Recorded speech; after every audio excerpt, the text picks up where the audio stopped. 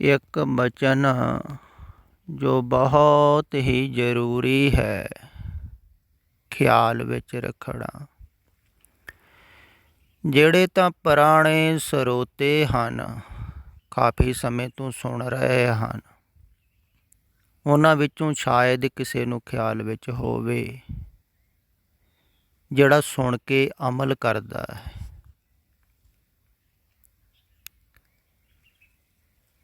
ਅਤੇ ਜਿਹੜੇ ਕੁਛ ਕੁ ਸਮੇਂ ਤੋਂ ਸੁਣਨ ਲੱਗੇ ਹਨ ਜਾਂ ਕੁਛ ਦਿਨਾਂ ਤੋਂ, ਜਿਵੇਂ ਇਹ ਭੁਪਿੰਦਰ ਸਿੰਘ ਹੈ, ਅਤੇ ਇਹ ਕਹਿ ਰਿਹਾ ਹੈ ਮੈਂ ਤੁਹਾਡੀਆਂ ਗੱਲਾਂ ਸਮਝਣ ਦੀ ਕੋਸ਼ਿਸ਼ ਕਰ ਰਿਹਾ ਅਤੇ ਪੂਰਾ ਜ਼ੋਰ ਲਾ ਕੇ ਸਮਝਾਂਗਾ। ਨਹੀਂ, ਜ਼ੋਰ ਲਾ ਕੇ ਵੀ ਸਮਝ ਵਿੱਚ ਨਹੀਂ ਆਉਣਗੀਆਂ। ਇਹ ਮੈਂ ਬੇਨਤੀ ਕਰਦਾ ਹਾਂ ਤੁਹਾਨੂੰ ਸਾਰਿਆਂ ਨੂੰ। ਕੁਛ ਕੁ ਗੱਲਾਂ ਤਾਂ ਜਿਹੜੀਆਂ ਤੁਹਾਡੇ ਤਲ ਦੀਆਂ ਹਨ, ਤੁਹਾਡੀ ਬੁੱਧੀ ਦੇ ਲੈਵਲ ਦੀਆਂ, ਉਹ ਤੁਹਾਨੂੰ ਸਮਝ ਵਿੱਚ ਆ ਜਾਂਦੀਆਂ ਹਨ। ਇਸ ਕਾਰਨ ਤੁਸੀਂ ਕਹਿ ਵੀ ਦਿੰਦੇ ਹੋ ਬਹੁਤ ਸੁੰਦਰ ਹੈ। ਕੁਛ ਕੁ ਜਿਹੜੀਆਂ ਹਨ ਉਹ ਬੁੱਧੀ ਦੇ ਲੈਵਲ ਤੋਂ ਉੱਪਰ ਦੀਆਂ ਹਨ, ਉਹ ਸਮਝ ਵਿੱਚ ਨਹੀਂ ਆਉਂਦੀਆਂ। ਫਿਰ ਕੁਛ ਕੁ ਮਨ ਤੋਂ ਵਿਪਰੀਤ ਗੱਲਾਂ ਕਹੀਆਂ ਜਾਂਦੀਆਂ ਹਨ। ਅਗਰ ਮੈਨੂੰ ਸਹੀ ਸਮਝੋ ਤਾਂ ਮੈਂ ਤੁਹਾਨੂੰ ਕਹਿਣਾ ਚਾਹੁੰਦਾ ਹਾਂ ਵੀ ਅਧਿਆਤਮ ਵਾਸਤਵਿਕ ਦੇ ਵਿੱਚ ਮਨ ਤੋਂ ਵਿਪਰੀਤ ਹੀ ਹੈ, ਤਾਂ ਉਹਦੀਆਂ ਗੱਲਾਂ ਵੀ ਮਨ ਤੋਂ ਵਿਪਰੀਤ ਹੀ ਹੁੰਦੀਆਂ ਹਨ। ਅਤੇ ਜਿਹੜੀਆਂ ਗੱਲਾਂ ਮਨ ਤੋਂ ਵਿਪਰੀਤ ਹਨ ਉਹ ਮਨ ਪਕੜਦਾ ਨਹੀਂ ਹੈ, ਤਵੱਜੋ ਨਹੀਂ ਦਿੰਦਾ, ਖਿਆਲ ਨਹੀਂ ਦਿੰਦਾ, ਅਤੇ ਬੁੱਧੀ ਸਮਝੂਗੀ ਕਿਵੇਂ? ਉਹ ਮਨ ਕਹਿੰਦਾ ਹੋ ਹੀ ਨਹੀਂ ਸਕਦਾ ਵੀ ਐਸਾ ਕਿਵੇਂ ਹੋਵੇਗਾ। ਤੋ ਇਸ ਕਰਕੇ ਉਹ ਵੀ ਸਮਝ ਵਿੱਚ ਨਹੀਂ ਆਉਂਦੀਆਂ ਹਨ, ਆ ਨਹੀਂ ਸਕਦੀਆਂ। ਅਧਿਆਤਮ ਸਮਝ ਤੋਂ ਪਰੇ ਹੈ। ਇਹ ਗੱਲ ਖਿਆਲ ਵਿੱਚ ਰੱਖਣ ਯੋਗ ਹੈ। ਮਨ ਦੇ ਮਿਟਣ ਦੀਆਂ ਗੱਲਾਂ ਮਨ ਦੇ ਮਿਟ ਕੇ ਹੀ ਪਤਾ ਲੱਗਦੀਆਂ ਹਨ। ਤਾਂ ਮਰੇ ਹੋਏ ਬੰਦੇ ਗੱਲ ਮਰ ਕੇ ਹੀ ਪਤਾ ਲੱਗਣਗੀਆਂ ਨਾ। ਜਿਵੇਂ ਕਬੀਰ ਜੀ ਕਹਿੰਦੇ ਤਾਓ ਜਾਣਿਆ ਜਬ ਜੀਵਤ ਮੂਹ, ਕਹਿੰਦੇ ਜੀਂਦੇ ਜੀ ਮਰ ਗਿਆ ਫਿਰ ਜਾਣਿਆ। ਫਿਰ ਗੱਲ ਸਮਝ ਵਿੱਚ ਆਈ। ਅਤੇ ਸਮਝ ਵਿੱਚ ਨਹੀਂ ਆਉਂਦਾ ਹੈ ਅਤੇ ਆ ਨਹੀਂ ਸਕਦਾ ਹੈ, ਅਤੇ ਨਾ ਹੀ ਮੈਂ ਸਮਝਣ ਵਾਸਤੇ ਕਹਿੰਦਾ ਹਾਂ, ਅਮਲ ਵਿੱਚ ਲਿਆਉਣ ਵਾਸਤੇ ਕਹਿੰਦਾ। ਅਮਲ ਵਿੱਚ ਲਿਆਓ। ਫਿਰ ਕੁਛ ਗੱਲਾਂ ਐਸੀਆਂ ਹਨ ਜਿਹੜੀਆਂ ਤੁਹਾਡੀ ਪੁਰਾਣੀ ਧਾਰਨਾ ਦੇ ਵਿਪਰੀਤ ਹਨ, ਕਿਉਂਕਿ ਹਰ ਇੱਕ ਜਿਹੜਾ ਵੀ ਆਉਂਦਾ ਹੈ ਪਹਿਲ ਸੁਣਨ ਵਾਸਤੇ, ਉਹ ਕਿਸੇ ਨਾ ਕਿਸੇ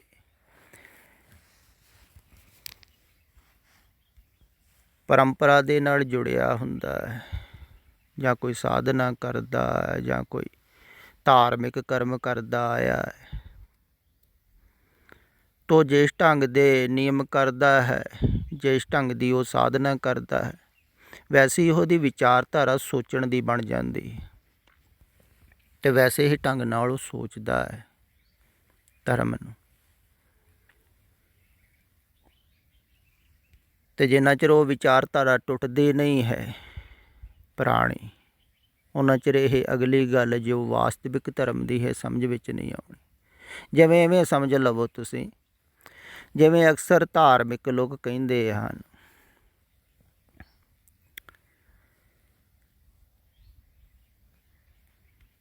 ਵੀ ਸਵੇਰੇ ਨਿਤਨੇਮ ਕਰ ਲਓ, ਕੁਛ ਟਾਈਮ ਕੱਢ ਲਓ, ਸ਼ਾਮ ਨੂੰ ਨਿਤਨੇਮ ਕਰ ਲਓ, ਜਾਂ ਜਿਹੜੇ ਸਾਧਨਾ ਕਰਨ ਵਾਲੇ ਹਨ, ਸਾਧਨਾ ਕਰਨ ਵਾਲੇ ਸਵੇਰੇ ਸ਼ਾਮ ਦੱਸਦੇ ਆ, ਕੁਛ ਜ਼ਿਆਦਾ ਟਾਈਮ ਦੱਸਦੇ ਆ।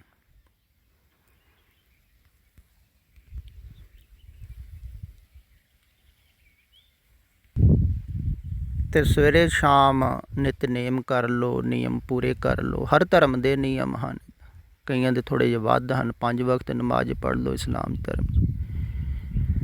ਅਤੇ ਇੱਦਾਂ ਲਹਿਦਾ ਹੈ, ਅਤੇ ਜੈਸਾ ਜੈਸਾ ਕੋਈ ਸੁਣਦਾ ਹੈ ਵੈਸੇ ਵੈਸੇ ਖਿਆਲਾਤ ਬਣ ਜਾਂਦੇ ਹਨ।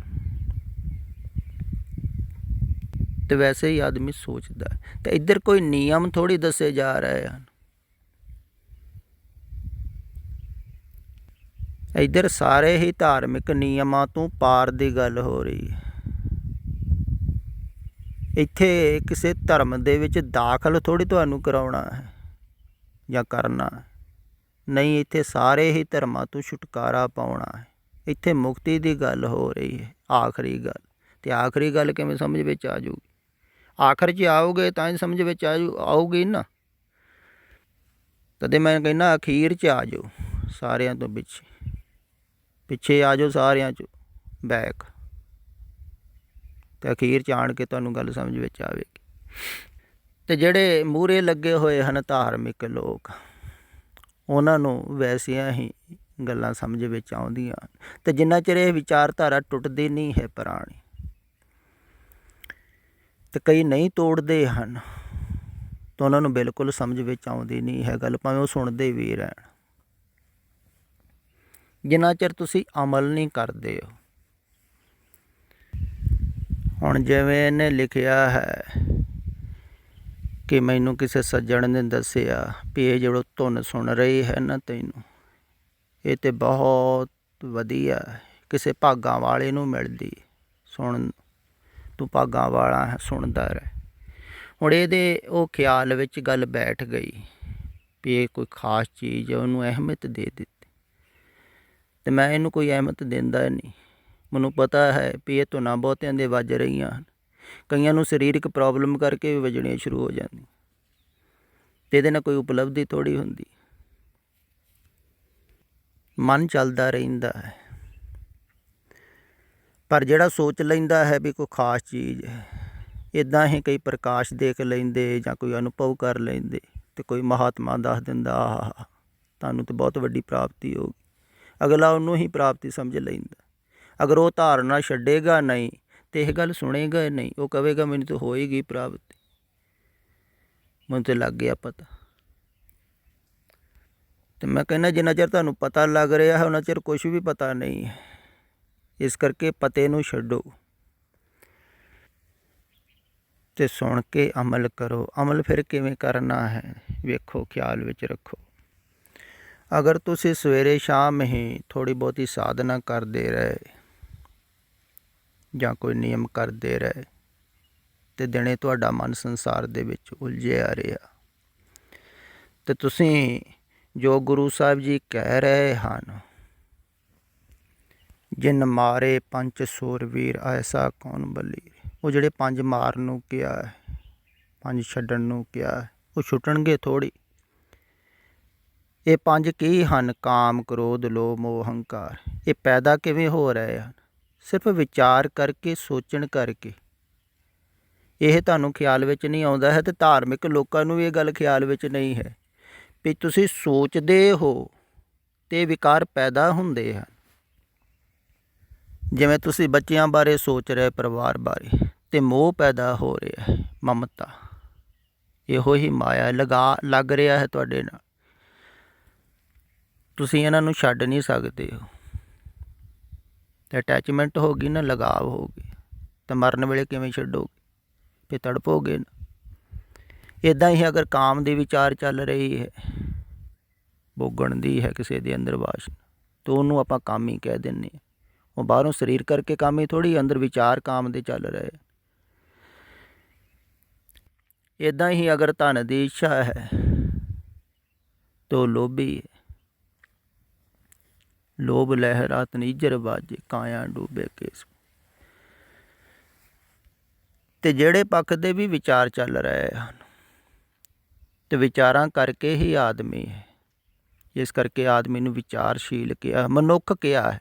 ਮਨੁੱਖ ਦਾ ਕੀ ਅਰਥ ਹੁੰਦਾ? ਮਨ ਦੀ ਕੁੱਖ 'ਚੋਂ ਪੈਦਾ ਹੋਇਆ ਆਦਮੀ। ਮਨ ਜੋ ਸੋਚ ਰਿਹਾ ਹੈ ਵੈਸੇ ਹੀ ਤੁਸੀਂ ਆਦਮੀ ਹੋ। ਸੰਸਾਰ ਬਾਬਤ ਸੋਚ ਰਿਹਾ ਹੈ ਅਤੇ ਸੰਸਾਰੀ ਹੋ, ਅਤੇ ਸੰਸਾਰ ਬਾਬਤ ਸੋਚ ਹੀ ਨਹੀਂ ਰਹੇ ਹੋ, ਫਿਰ ਸੰਸਾਰ 'ਚੋਂ ਮੁਕਤ ਹੋ, ਕਿਉਂਕਿ ਜੋ ਸੋਚ ਰਹੇ ਹੋ ਉਹ ਹੀ ਹੋ ਨਾ ਤੁਸੀਂ। ਅਤੇ ਸੋਚ ਵਿਚਾਰ ਅੱਠੇ ਪਹਿਰ ਹੀ ਚੱਲ ਰਹੀ ਸੰਸਾਰ ਦੀ, ਜਿਹੜੇ ਪੱਖ ਦੀ ਵੀ ਹੈ ਉਹ ਸੰਸਾਰ ਹੀ ਹੈ। ਤੇ ਸੋਚ ਵਿਚਾਰ ਸਵੇਰੇ ਸ਼ਾਮ ਨਿਤਨੇਮ ਕਰਨਾ, ਥੋੜ੍ਹੇ ਬਹੁਤੇ ਧਿਆਨ ਕਰਨਾ, ਥੋੜ੍ਹੇ ਬਹੁਤੇ ਸ਼ਿਵਰ ਅਟੈਂਡ ਕਰਨ ਨਾਲ ਨਹੀਂ ਹਟੇਗੀ ਵਿਚਾਰਧਾਰਾ ਇਹ ਸੰਸਾਰ ਦੀ। ਤੇ ਰੈਗੂਲਰ ਕਰਨ ਵਾਸਤੇ ਸਤਿਗੁਰਾਂ ਨੇ ਕਿਹਾ ਹੈ, ਊਠਤ ਬੈਠਤ ਸੋਵਤ ਜਾਗਤ ਇਹ ਮਨ ਤੁਝੇ ਚਿਤਾਰੇ। ਕਿਹਾ ਹੈ ਨਾ, 8 ਪਹਿਰ ਸਿਮਰੋ ਗੋਬਿੰਦ, 8 ਪਹਿਰ।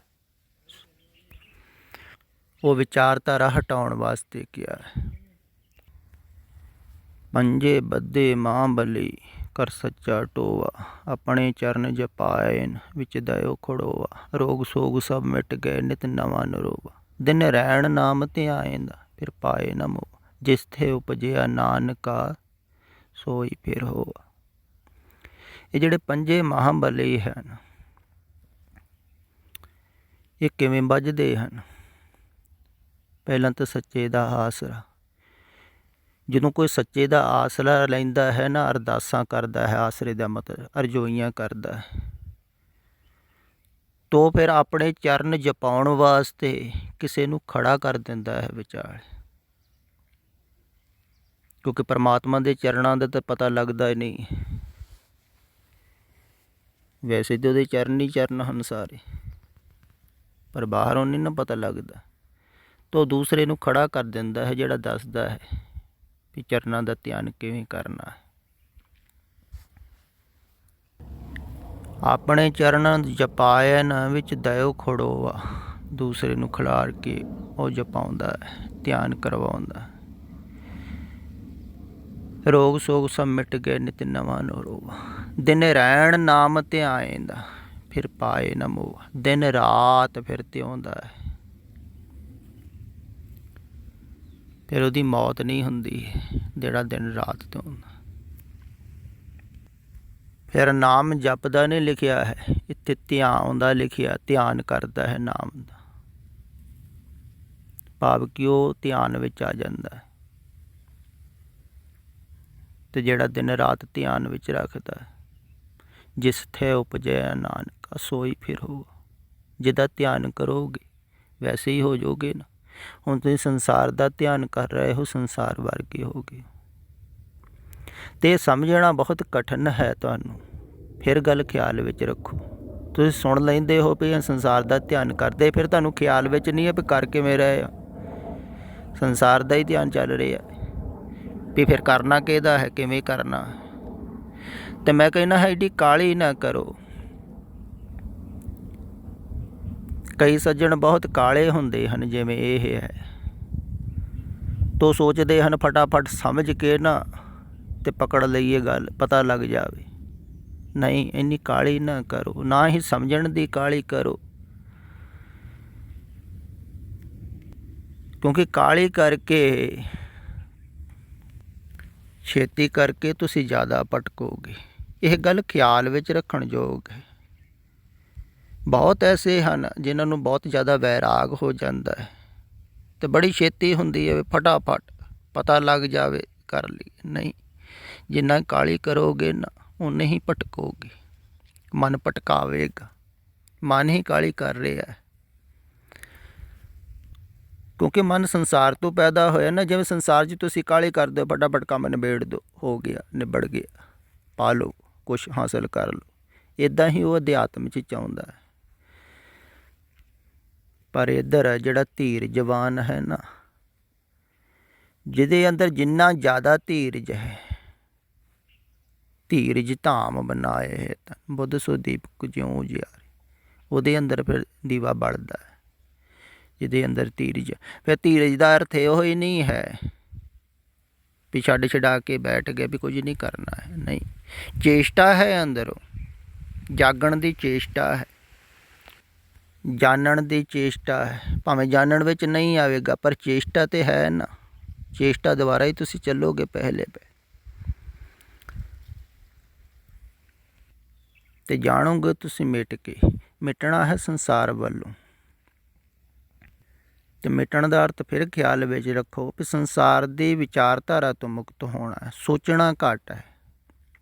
ਸਿਮਰਨ ਦਾ ਵੀ ਭਾਵ ਇਹੋ ਹੀ ਹੁੰਦਾ ਹੈ, ਪਰਮਾਤਮਾ ਨੂੰ ਯਾਦ ਰੱਖਣਾ, ਧਿਆਨ 'ਚ ਰੱਖਣਾ, ਭਾਵ ਕਿ ਸੰਸਾਰ ਬਾਰੇ ਬਹੁਤਾ ਨਹੀਂ ਸੋਚਣਾ ਹੈ। ਤੇ ਜਦੋਂ ਵੀ ਪਤਾ ਲੱਗ ਜਾਵੇ ਵੀ ਇਸ ਸੰਸਾਰ ਦੀ ਵਿਚਾਰਧਾਰਾ 'ਚ ਉਲਝ ਰਹੇ ਹਾਂ, ਉਦੋਂ ਹੀ ਹਟਾਉਣਾ। ਇਹ ਕੋਈ ਨਿਯਮ ਨਹੀਂ ਰੱਖਣਾ ਹੈ ਵੀ ਸਵੇਰੇ ਸ਼ਾਮ ਹੀ ਹਟਾਉਣਾ ਹੈ, ਥੋੜ੍ਹੀ ਦੇਰ ਧਿਆਨ ਕਰਨਾ ਹੈ। ਨਹੀਂ, ਇਹ ਤਾਂ ਅੱਠੇ ਪਹਿਰ ਖਿਆਲ ਵਿੱਚ ਰੱਖਣਾ ਪਵੇਗਾ। ਅਤੇ ਜਿੰਨਾ ਜ਼ਿਆਦਾ ਖਿਆਲ ਵਿੱਚ ਬਣਿਆ ਰਹੇਗਾ, ਓਨਾ ਹੀ ਤੁਸੀਂ ਉਸ ਵਿਚਾਰਧਾਰਾ ਤੋਂ ਮੁਕਤ ਹੁੰਦੇ ਰਹੋਗੇ।